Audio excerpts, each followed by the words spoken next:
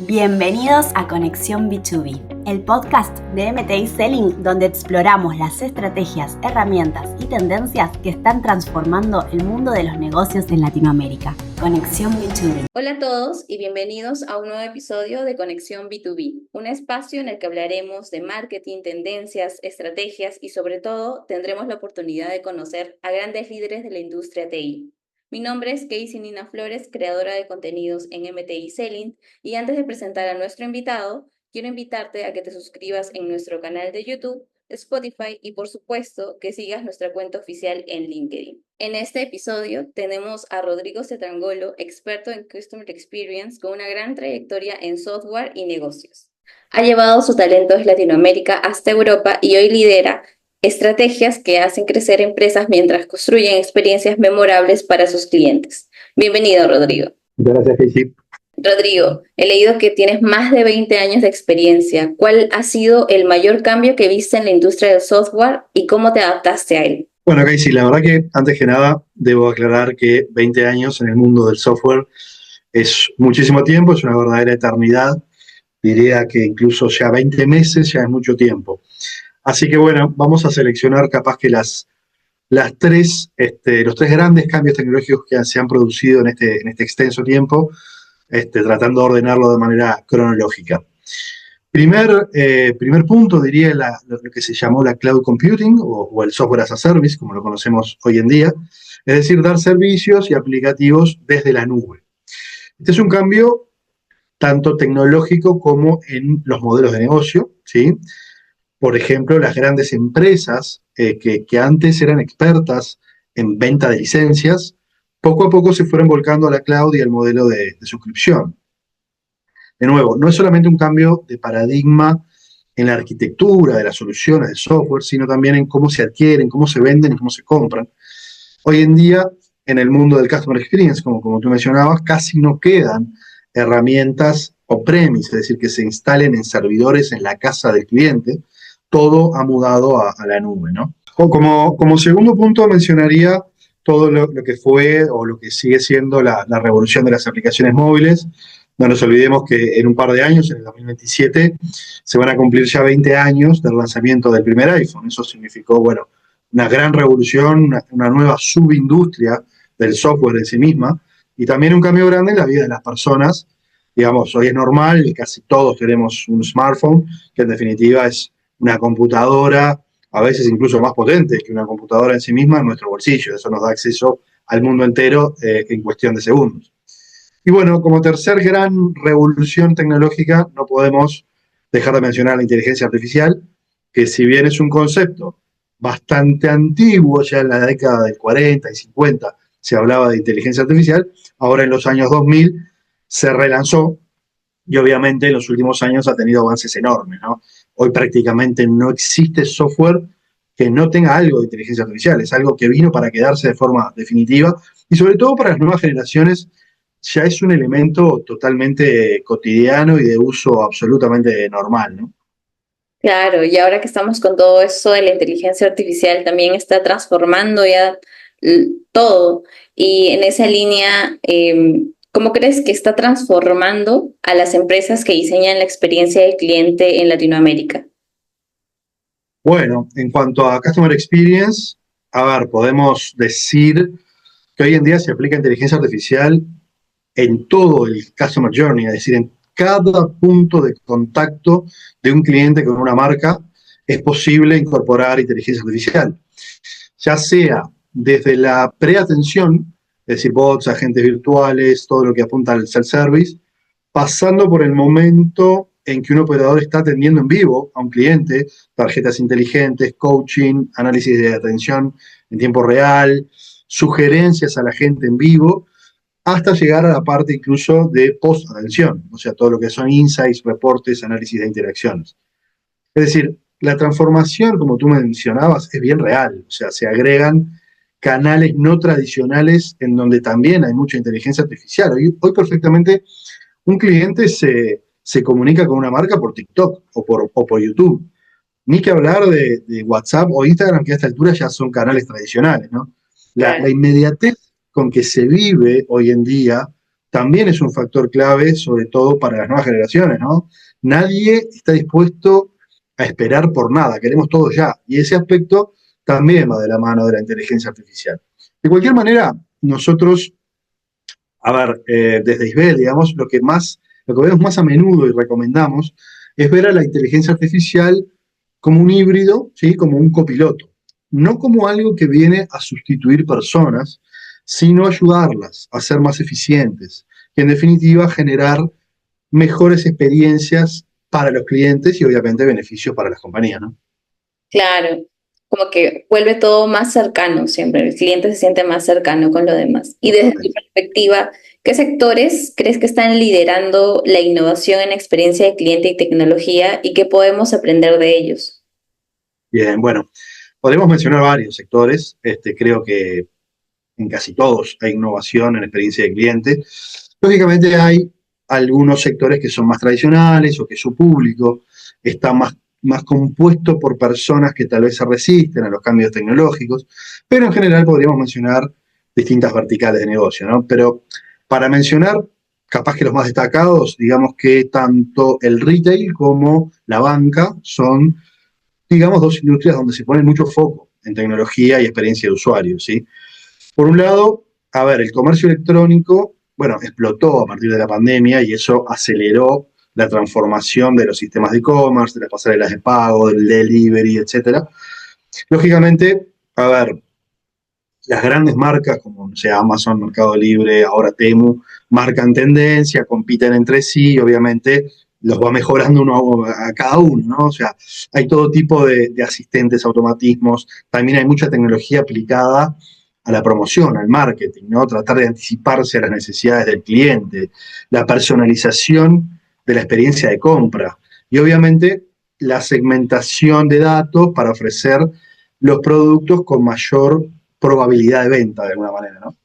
Y bueno, y por otro lado, a ver, el mundo de la banca, hay toda una corriente de fusión, digamos, entre los servicios financieros y la tecnología, la denominada fintech. Justamente le ganaron mucho terreno a los bancos tradicionales, ¿no? Por su foco en la tecnología, la atención al cliente, los canales de atención, la facilidad de uso. Además, hoy hay bancos que ya son totalmente digitales, o sea, sin oficinas físicas, lo cual, claro, exige un nivel de atención cero falta, sin errores, ¿no? O sea, el cliente realiza todos los trámites, movimientos y consultas de forma autónoma. En definitiva, yo diría que esas dos industrias van un poco a la vanguardia en cuanto a innovación, aplicación de tecnología y ese romper paradigmas, ¿no? Hacer que lo complejo parezca sencillo y atender sobre todo a sus clientes, cualquiera sea el canal que estos elijan comunicarse. Claro. Y ahora que estamos hablando sobre bots y automatización, como lo mencionaste anteriormente, ¿qué distingue las implementaciones que realmente generan valor de aquellas que terminan siendo una mala experiencia para el cliente? Bueno, diría que un proyecto de inteligencia artificial requiere inteligencia natural, es decir, no hay, no hay tecnología o herramientas mágicas. Para que una implementación sea exitosa, se requiere personas con involucramiento, con orientación al cliente y con conocimiento del caso de uso, de lo que están haciendo, ¿sí? La figura del programador tradicional ya no es muy válida para este tipo de proyectos. No es tan importante resolver problemas complejos o implementar algoritmos, sino que lo importante hoy es promptear correctamente ese nuevo verbo que surge de la inteligencia artificial generativa, ¿no? Que es una disciplina en sí misma. También, a ver, del lado del cliente en el sentido de quien adquiere este tipo de soluciones, se requiere involucramiento, cierta paciencia también y trabajo en equipo con quien implementa, ¿no? En definitiva, es quien conoce la operativa y las reglas de negocio que se deben aplicar a ese bot o a ese automatismo. Hay un proceso de fine-tuning, de ajuste, que a veces puede ser tedioso, pero que es muy necesario. Y finalmente está el reentrenamiento, ¿no? O sea, el aprendizaje. No hay mejor tester que el propio cliente final. O sea, estar muy atentos al feedback que nos proporciona ese cliente, darle herramientas para que el cliente evalúe la atención recibida y nos retroalimente, y tomar esa información y volver a hacer el proceso de fine-tuning, ¿no? Como resumen, a ver, te diría que los proyectos de inteligencia artificial muchas veces termina siendo más relevante el implementador que la propia tecnología o la herramienta en sí. Interesante. Pues por eso siempre como que los negocios están que nos hacen mucho push en responder el servicio de postventa a través de correos para poder recibir el feedback y todo eso. Como que ahí vas. Exacto. Muchas veces el cliente solamente por el hecho de adquirir una solución, una herramienta, cree que ya va a solucionar sus problemas de comunicación con sus clientes, pero no hay magia. Acá se necesita personas que tomen esa herramienta, tomen el caso del cliente y lo fusionen para un caso de uso concreto. Claro.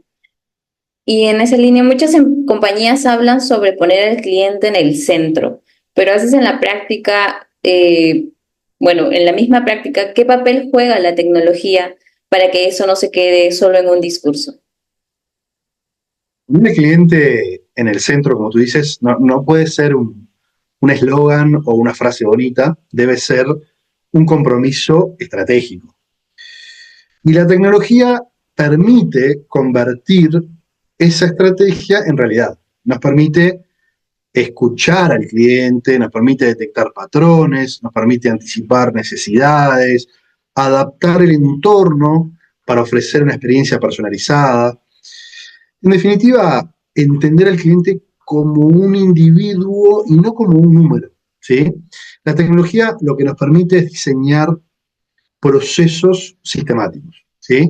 Generar experiencias de calidad y tomar decisiones basadas en datos medibles y concretos y no en suposiciones. Lo que asegura, en definitiva, lo más importante, que es que cada interacción sea mejor que la anterior. Correcto.